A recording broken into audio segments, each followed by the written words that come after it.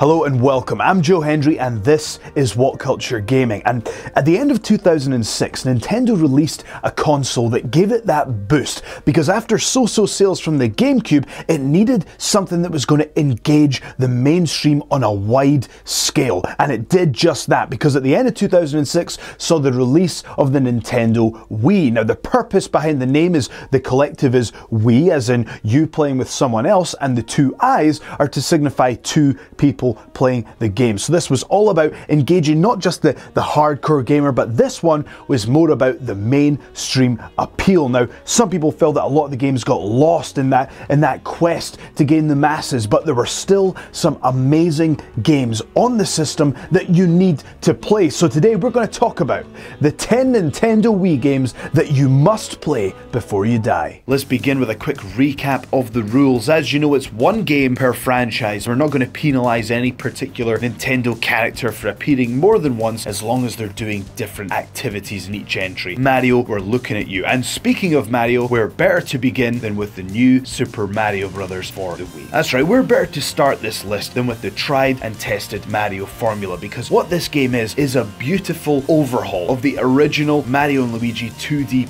platforming goodness. This takes it right back to its roots, and it's even got some of the original sounds that are still retained in the game to give you that nostalgic feel. There are new power-ups. You can play with up to 4 people, which makes multiplayer just outrageously fun, crashing through the levels. And whilst this isn't the best 2D platformer that Mario's ever had, it's a great look at the past and the perfect way to bring it back to the future. It manages to be both accessible and challenging in all the right places, and it's a damn solid outing for the plumber and his brother. In at number 9 is Wii Sports Resort. Now we know the original Wii Sports is credited with bringing gaming back to the living room and getting the whole family involved, and it really changed the way that families perceive console gaming. But this game is the one that we feel will give the nod to in this list, because Wii Sports Resort massively improved on the controls from the original, and not only that, you got a whole host of new games. Sure, this isn't going to attract high-level gaming for decades to come, but we've got it in the list because it's one of those games that really helped to define the system and everything that it was about. Another game which did that was our number 8, which is Mario Kart Wii. Mario Kart has been loved for decades, but this was really the first one that the whole family could play. And not only that, there's a whole host of new stunts, new vehicles, and some interesting levels which really play up to the new features. It is fair to say that previous Mario Karts were a little higher up the list on the respective top 10 lists, and that's perhaps because they've gone once again for the mainstream appeal, which is perhaps telling of what the Wii was supposed to be overall, an attempt to grab mainstream attention. But our number 7 is perhaps a little bit more about the nostalgia and the gameplay, and a little bit less about the mainstream appeal. And our number 7 is Donkey Kong Returns. Donkey Kong Returns was developed by Retro Studios, and it's the same team that updated the Metroid series by bringing us the Metroid Prime trilogy, which they did with great success. And to no surprise, they've done a fantastic job of capturing the vibe of the original games and giving us that nostalgia that we want. But also what they've done is they've updated the gameplay and the challenge, and they've really managed to modernize this classic.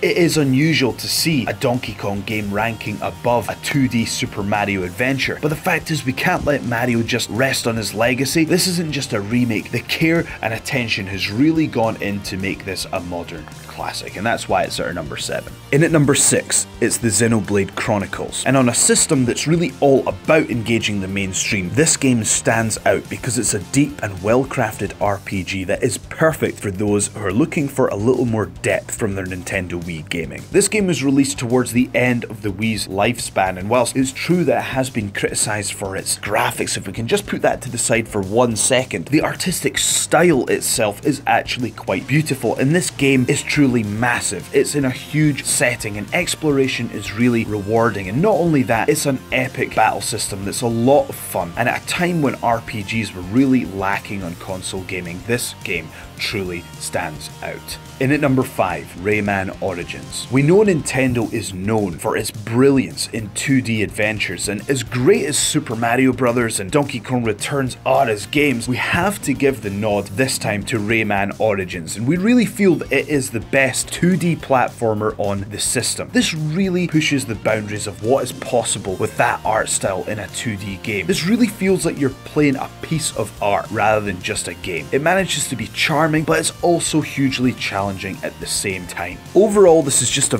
really well thought out, very polished experience that you have to play if you're a fan of your 2D platformers. Number 4, Metroid Prime 3 Corruption. The Metroid Prime games have been exceptional, and this final installment is no exception. In fact, not only does this have all the amazing features that you know and love from the other Metroid Prime games, but this one actually feels more cinematic. Rather than feeling alone in these destitute environments, they've really gone for a different approach in this game, and the universe has a living, breathing feel to it, and you have a variety of environments with fire, snow, futuristic settings, biological settings, and not only that, the controls are great as well. The fantastic use of the Wii remote, it really feels like this game is just custom built to show off the controls here. This is a very well put together first person shooter with great puzzles and boss fights and environments, and if you're a fan of the series, you should definitely check this one out. In at number 3, Super Smash Bros. Brawl. This is a fantastic update on the series that we know and love. It appeared on the N64, it dominated on the GameCube, and it's a standout on the Nintendo Wii as well. And Nintendo realised that it's a favourite amongst hardcore gamers, so they've given you the option to play it on a whole host of different controllers, including the Wii Remote, the Nunchuck, the classic controller, or even the GameCube controller. It also includes key third-party characters for the first time, such as Solid Snake, and now you can even have that fantasy battle between Mario and Sonic. And if you look online, according to the Super Smash Bros. Wiki and event hubs, Sonic actually ranks significantly higher than Mario and Luigi in high-level play, so fair play to Nintendo for being mature about the whole thing. Number 2, The Legend of Zelda Skyward Sword.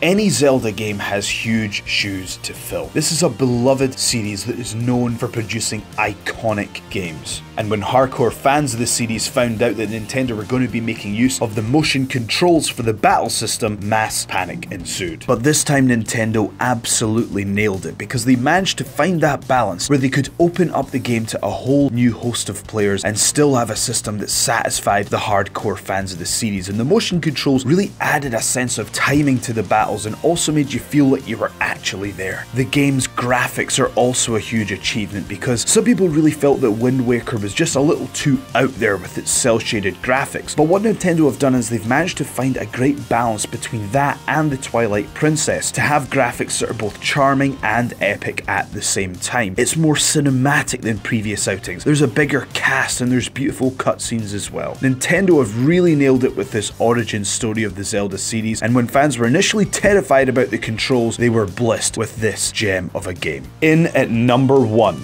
Super Mario Galaxy 2. Super Mario Galaxy redefined platform gaming, and in fact it's somewhat reminiscent of what Mario 64 achieved for platforming at the time. It completely changed the game, and that's what Super Mario Galaxy did. It set a standard that no one could possibly match.